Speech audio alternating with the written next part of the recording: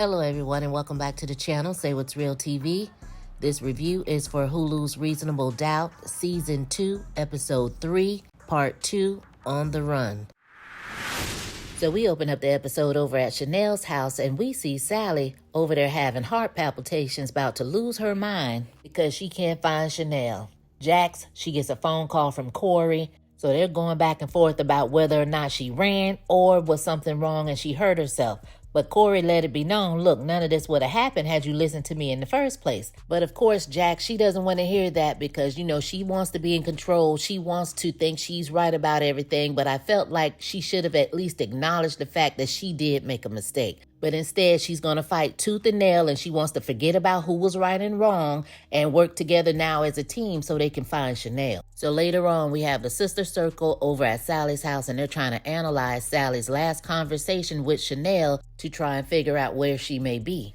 So Jax asked her about Jordan's book bag and did she look in it? And I'm like, well, when you found the farewell note, you should have torn that book bag up from A to Z. But Sally, she goes to the neatly packed and stuffed book bag and conveniently pulls out this envelope that says, open up in case of an emergency. So she does just that and automatically says, this must be her safety deposit box key. And I know where that is. Me and Jax were both shocked, like, you have access to that? And I'm like, gotta keep my good eye on Sally, okay? Because I just found that to be a bit odd, but that's just me. So first thing in the morning, Sally and Jax, they head over there to the bank so they can look into this safety deposit box. So the first thing they pull out is this document giving Sally legal guardianship over Jordan, but not mentioning a mumbling word about the other daughter, which I was trying to figure out why was she over there with Mavis and Jordan is going pillar to post between Chanel's side of the family. Now we do know that Candy Burris is supposed to be coming on playing Ebony Phillips, which is the mother to JT's child. So maybe the older girl is their child together. But nevertheless, Jax, she realizes that Chanel has been there recently and it makes a difference if she did it before JT's unaliving or after, because it could prove Lucy's theory. So Sally then opens up this other folder that has some pictures of Chanel being abused, but when she opens it, she says, oh my God, like she's really shocked and appalled to see these pictures. But come to find out, she was the one who actually took the pictures. So why were you acting like that was your first time seeing them? So Jax asked her, did she know about them? And Sally was like, she made her promise not to tell anybody. So after Jax saw the pictures of Chanel with all of the bruises, it kind of sent her into one of her panic attacks. So she called Lewis and he ended up doing this breathing method over the phone with her that helped her relax. So over at the law firm, we got the crew. They're trying to brainstorm this whole Chanel thing. They bring up the $30 million that was transferred 2 weeks before JT's unaliving and said it has not been touched. So Jax, she suggests that Chanel may not even know about the $30 million. And Corey suggests that maybe that's her way of being calculating and strategic so she doesn't throw off any red flags. So what do you guys think? Drop down in the comments if you believe that Chanel knows about this $30 million or is she unaware. So after hacking into the system, Daniel finds the bank footage from the day before and they see Chanel in the bank with someone and they can't quite make out who it is, but then the scene switches to Chanel and Adrian, which is JT's bestie, mentee, ex-teammate, what have you. And so last week, I couldn't figure out who called Adrian over there to help them sell off some of that stuff to raise the money for the bail. And apparently it was Chanel making collect calls from the jail cell. So back at the firm, now that they know it's Adrian, they're trying to figure it out. So they do know that he's not playing football. He got injured the year before. So they're saying he may be strapped for cash. And Jax was like, well, he was over there helping, trying to sell off some of JT's things. And I told y'all last week, I think that he kept them damn watches, right? And I do agree with Crystal when she says the math ain't mathin'. So Daniel, he also found out that the website that they were using for JT's foundation was running 2 months prior to his unaliving, which makes Corey think that Chanel and Adrian have been planning this thing the entire time and JT somehow got himself unalived behind it. But Jax more wants to stay on the end that Chanel is innocent, she has no idea what's going on, and that Adrian could be the ringleader in this entire situation. So we then see Chanel and Adrian, they over there in the motel room He's hiding a piece up in the nightstand while she's trying on this hideous wig in her attempt to disguise herself. So she makes this comment about always trying to change her looks up so that JT wouldn't always go out trying to hunch other women. And Adrian, he basically reassured her that he liked her just the way she was, and all of a sudden that floor tree say yes dropped and these two got hot and steamy up in this motel room like they didn't have a care in the world. So Jack, she goes to see Sally and she tells her no matter what she promised Chanel, she needs her to tell them everything. So for some reason, Jax told her she didn't want to tell her over the phone, but that Chanel and Adrian ran off together. And Sally's response was, oh, I thought she looked at him as a little brother. So now all of a sudden, Sally is worried about her house. And Jax tells her if Chanel misses her court date and gets a failure to appear, all the money that was raised, whatever was put up for collateral, they will be looking for the full amount of the bail, which was $2 million. And basically, girl, I'm sorry, but you're going to be out of gas. So now Sally, she wants to shed these crocodile tears, and she remembers that Chris is her husband and says she's going to lose him if she loses her house. And I'm like, girl, Sally, nobody's feeling sorry for you. You made this decision on your own after your husband told you not to do it. So back at the firm, you have Jax, Daniel, and Corey trying to figure out where Chanel and Adrian are, looking at pictures of them at different ATMs around the city. So Corey's whole thing is they need to get to the judge. They need to get in front of this situation. He's not willing to risk this case. This whole thing is unacceptable. Jax is trying to stall. She wants to try to get to Chanel and Adrian before anybody else does. So the two of them, they're going back and forth over Daniel's head like Mama Bear, Papa Bear, fight and let me get out of here. He's very uncomfortable. He runs off. Jax then shows Corey the pictures of Chanel all bruised and beaten up, and she's all hysterical like, we have to help her. She's scared. Corey softens up a little bit about it, and he tells Jax that Chanel was very smart for taking these pictures, having proof they can use this strategically to show that JT was extremely dangerous with Chanel. But Corey's main point to Jax was, I can and will defend Chanel. I just need you to step out of the way, allow me to do my job so I can alert the authority. She reluctantly agrees, and the next thing you know, we see them in front of the judge. So Jax is asking the judge to hold off on the warrant for like a week, and Lucy's saying, no ma'am, we need to do this immediately. So, of course, they go back and forth about it, and Lucy, she's over there trying to state her case, trying to make it seem like Chanel is a danger to society, like she's going to go all over the city, unaliving everybody. Corey had to say, girl, relax. The jury's not in here. So we go back over there to the little rinky-dink motel with Adrian and Chanel, and he gives her this burner phone to use. But she wants to know how long before she can call her girls, and he tells her it could be several more weeks. So she gets frustrated and she starts having some regrets, saying that she should have already been in Mexico, like they're a day behind her being there. So she starts talking like, well, maybe I should just stay and go to trial and just fight it. And he says, well, that's not what you said yesterday. So she says to him, look, I'm going to be in Mexico living alone without my friends, without my family, even without you. I love you. So Adrian gave a little surprised look. I was surprised. I'm like, Chanel, are you serious? Are you just playing in this little boy face because you know you can? And he says, look, I've never met anybody like you. You're smart, you're pretty, you're funny, you're all those things. And I wish I would have met you before the monster did, talking about JT. And he tells her he loves her too, and that he's in love with her. I'm like, So Chanel, she gets all giddy about that, and then the music changes, and they start playing this little soft, melodramatic music, and he tells her he's going to go to Mexico with her, and she's like, no, you can't do that. He says, you would not be in this situation if it wasn't for me. So that lets me know that JT found out about their affair, so we need that flashback quick and in a hurry. He lets her know that she is his life and that he is never leaving her alone again. It's just the two of them, and they both were given, I don't care if we're on the run, baby, long as I am next to you. That was my ish. Now, while the two of them over there doing all of that, pretending like they J and B, Lucy over there at the podium telling the world in a press conference that Chanel has missed her court date, is nowhere to be found, and could be armed and dangerous. Unbelievable. Now, while Wargo the warrior is over there putting the spotlight on Chanel, we learn that she has her own mess going on. We're starting to find out why Wargo is also on the run. Perfect title for this episode because everyone has a dark past. Somebody is calling her phone and not saying anything when she answers, and she's shaking in her boots about it. Now, in this moment, we see a more vulnerable side to Lucy, and it's like, girl, what's going on? Because normally you this hardcore badass, to where even Nadine, the assistant, was like, what's going on? Are you all right? You good?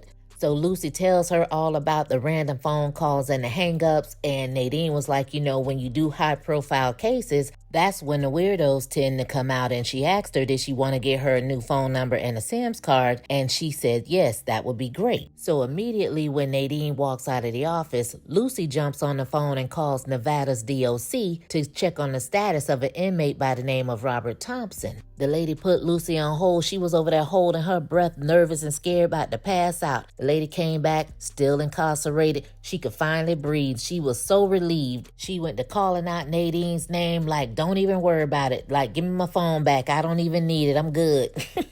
We even got a smile out of Lucy in this scene. So she was really, really happy about him being locked up. So I'm intrigued. Who is Robert Thompson? Is he someone that she had a personal relationship with, or someone she prosecuted? I can't wait to find out. So next we see Corey and Jax trying to come up with this plan for him to talk to a large audience so they could sway the public's opinion about Chanel and make her look more and more like a victim. So he's going to go on his IG Live and talk to Brandy Michaels, who is a DV advocate. Child, the next thing we know, we over there at Sally's house and somebody's banging on the door like they're the police.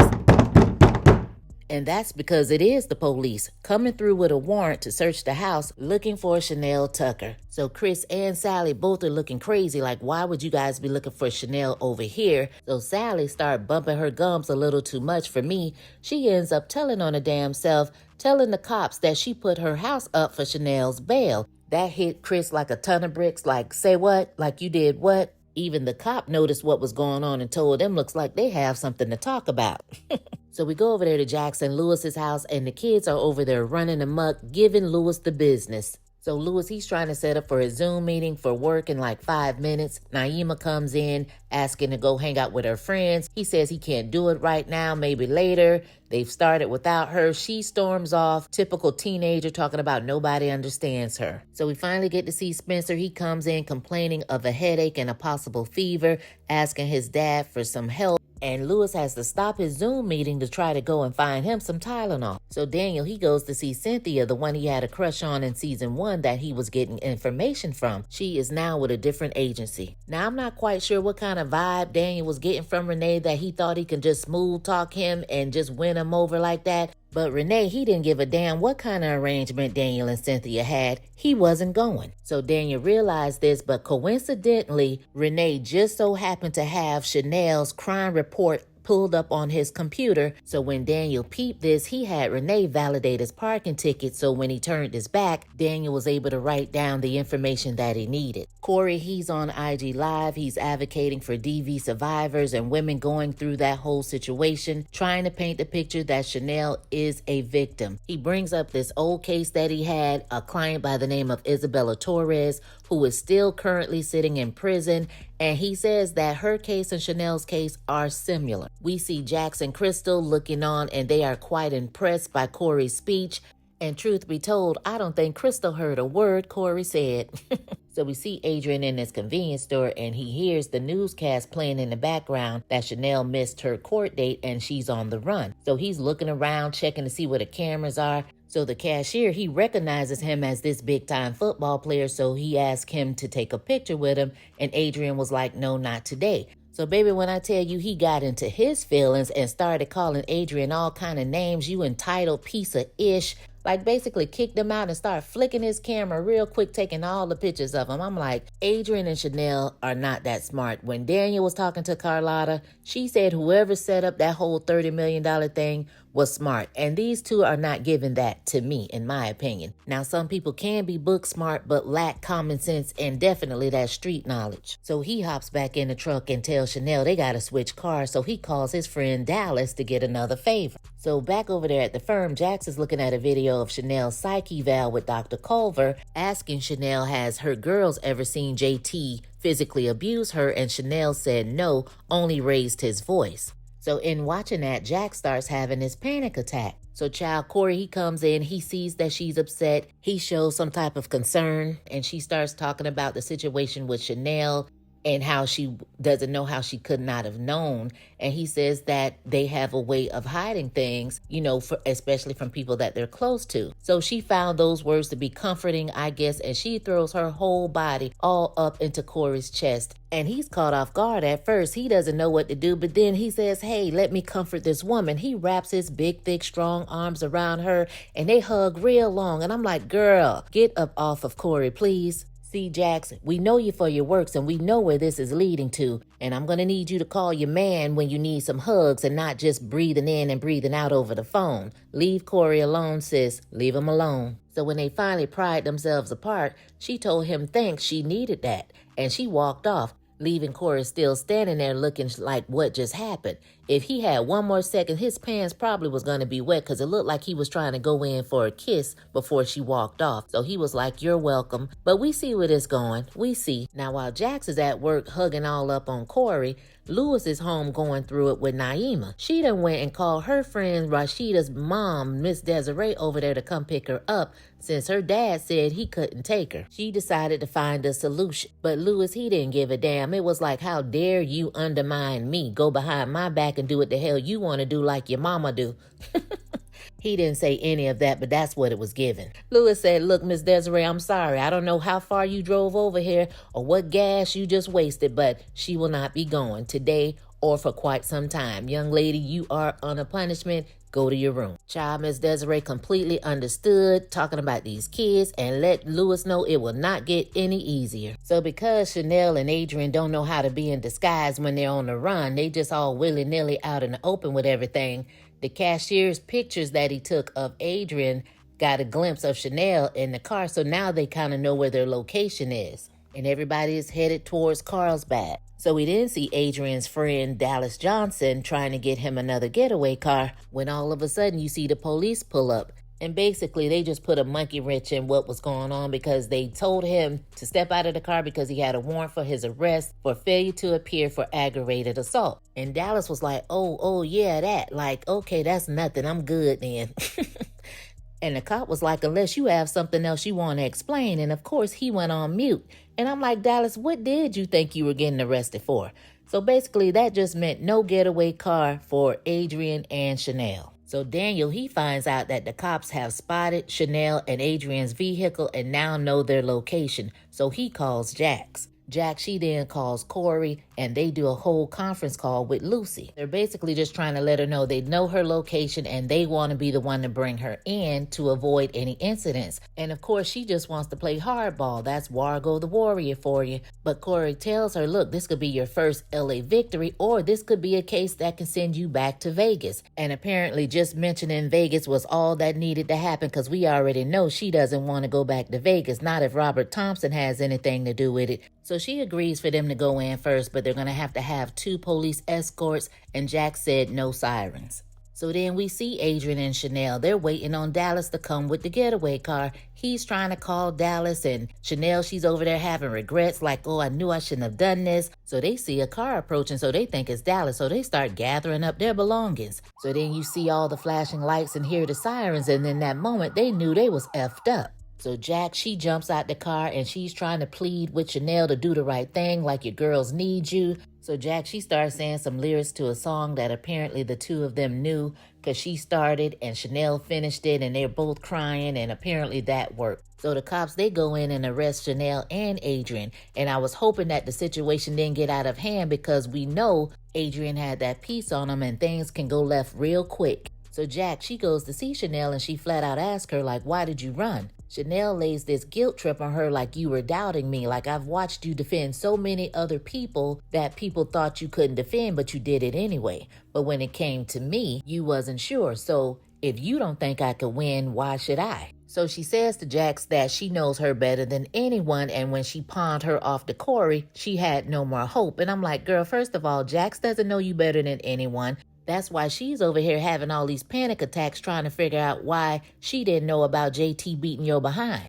And quiet as it's kept, the way the relationship between you and Jax was in season 1, I'm surprised Jax is really letting this affect her mental like that. Your relationship was really strange. You guys weren't like really best buddies out of the sister circle, to be honest. So for me, when it comes to you, Chanel, it's giving manipulation and that you're being selfish and entitled. And I think Jax is just going so hard out of guilt, knowing that she probably could have been a better friend. So she tells Chanel she's all in and she's going to do whatever it takes to be there for her. So we see Jax go to Corey and basically ask him, can she come on as his second chair? And he wanted to know off top, do you not think that I can win this case? She says, no, I don't think that. So he says, okay, fine, but lets her know he is first chair, period. There will be no more repeats of this bail crap that went on the last time, doing what you want to do. So she claims she understood and she'll be better. And he said, welcome to the team. And I'm like, They will bump heads again because Jax likes to be in control. But what I want to know is, Corey asks Vincent in front of all the partners to be his second chair. Now, is this going to cause a problem between Jax and Vincent? So we go over there to Sally's house and we see Chris come strolling in the door. He goes and fixes him a drink. Sally comes from the bedroom asking him, where have you been? Chris didn't say a mumbling word. He looked at her like, girl, I know you're not talking to me.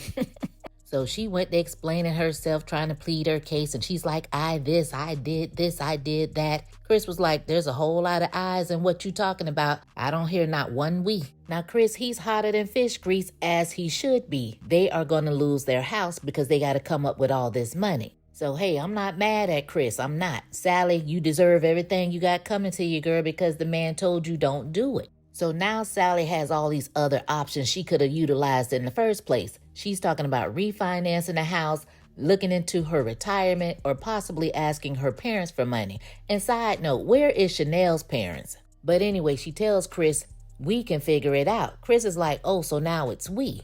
So she wants to sweep it under the rug and talk about it tomorrow and just come to bed. Chris is like, no, ma'am, I'm good.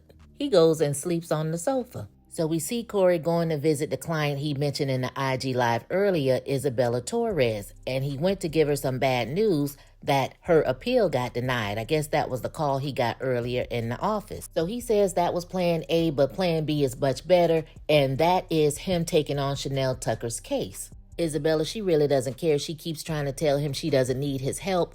He had nothing to do with why she's in there. She's in there because she had to do what she had to do for her, and she's at peace with it. But Corey is very passionate about getting her out of jail, and he tells her he's not going to stop until he gets it done. So Corey did tell her that she wouldn't be in that situation if it wasn't for him. So I'm wondering, were these two involved with each other and the husband stepped in and something happened because of that? Or is it the fact that he just simply lost the case and he can't stand to lose? So Jack, she goes home and she basically does Lewis the same way Chanel just did her in the jail, because otherwise you would have talked to Lewis before you went and asked Corey to be second chair. So she goes to Lewis and she tells him that she really needs to be present through the pain dealing with Chanel. She says she knows that him and the kids need her, but Chanel needs her as well, and she feels like she can do both. She just needs him to agree to try to work it out with her. And he says what he needs is honesty. So Lewis over there talking about we need to keep it 100 with each other, even about their mistakes. And I'm like, dude, you haven't even told the truth about Tony yet. Like, what are you even talking about? So he's like, if we're going to do this, this has to be about us. It can't just be about Chanel. So she agrees and she thanks him. So she goes in to check on Spencer and his fever has broken and they have a little mother-son moment. And we know in season 1, it was not nice between the two of them, but it was nice to see them actually getting along for a change and Spencer acting like he has some sense. So he tells his mom that she seems really sad lately and Jack seems taken aback by that. But kids really do pay attention when we think they don't. So in the last scene of the episode, we see Adrian walking out of jail when he gets rolled up on by this black SUV. So the guy, he rolls the window down and he's saying to him like it's a good thing that they found out your piece was registered. And the guy was like, judging from our last conversation, were you able to deliver? And Adrian's response was, not exactly, I need more time. Now, Adrian, is this why you were so quick to want to run to Mexico with Chanel to get away from this guy? Interesting. So he pretty much forces Adrian to get into the SUV using his henchman as motivation as it's playing in the background. And he gets in the truck and he says, well, let's start with how I'm going to get my money back. And in the subtitles, we see his name is Evan Gerard. So who is this guy? Inquiring minds want to know. And that's where the episode ends. Woo, child. It was a lot going on in this episode and so many questions. First of all, does Chanel know about the $30 million, and when will Jax ask her about it? 2. Who is Evan Gerard? Is he a bookie? Is he some kind of mafia guy that Adrian owes some money to? Are they in cahoots to get this $30 million? Like, what's up with that? Who is Robert Thompson to Lucy Wargo? Is he an ex of hers or somebody she prosecuted? We need answers. We gotta know. And finally, who is Isabella Torres to Corey? Did they have a personal relationship, or is she just a client that he just happened to lose the case that she ended up in prison for the rest of her life? So y'all drop down in the comments and let me know what you think about any of these questions or anything else that happened in the episode. Let's talk about it. As always, you guys, thanks for watching, thanks for listening, and I'll catch you on the next one. Peace.